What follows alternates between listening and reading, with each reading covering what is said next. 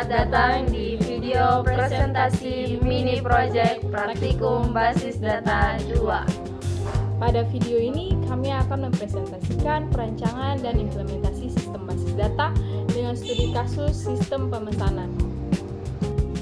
Proyek ini kami buat untuk mengolah data pelanggan, produk, pesanan hingga transaksi secara terstruktur menggunakan database relasional.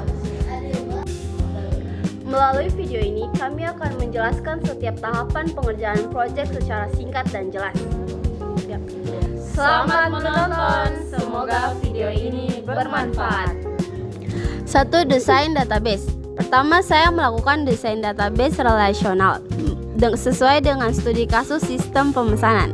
Database ini terdiri dari 6 tabel utama, yaitu tabel pelanggan, tabel produk, tabel user, tabel pesanan, detail pesanan, dan pembayaran. Setiap tabel memiliki primary key sebagai identitas unik dan foreign key untuk menghubungkan antar tabel.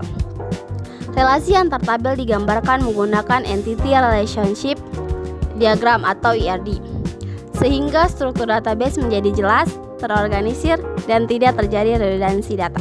Kemudian kita masuk ke tahap kedua, yaitu implementasi SQL dasar dan relasi.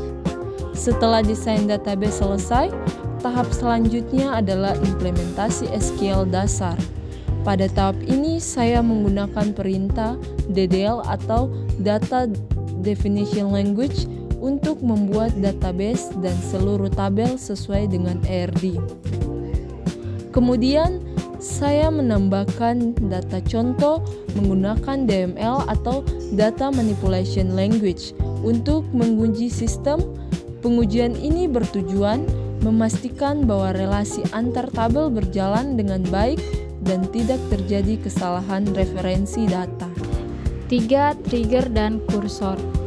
Pada tahap ini saya menerapkan trigger dan kursor. Trigger digunakan untuk mengurangi stok produk secara otomatis setiap kali terjadi transaksi pemesanan. Dengan adanya trigger, sistem dapat menjaga konsistensi stok tanpa perlu pembaruan manual dan mencegah penjualan melebihi stok yang tersedia. Selain itu, saya juga menggunakan kursor untuk melakukan pemrosesan data secara berulang, seperti rekap transaksi pemesanan. Kursor digunakan ketika data tidak dapat diproses secara langsung menggunakan query SQL biasa. 4. Transaksi database. Selanjutnya, sistem ini menerapkan konsep transaksi database menggunakan perintah start transaction, commit, dan rollback. Jika seluruh proses transaksi berhasil, maka perubahan data akan disimpan menggunakan commit. Namun, jika terjadi kesalahan, perubahan data akan dibatalkan menggunakan rollback.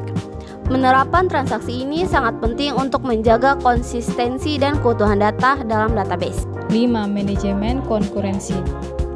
Pada bagian ini, saya mensimulasikan akses database secara bersamaan oleh lebih dari satu user. Beberapa potensi masalah yang diuji antara lain dirty read, loss update, dan phantom read.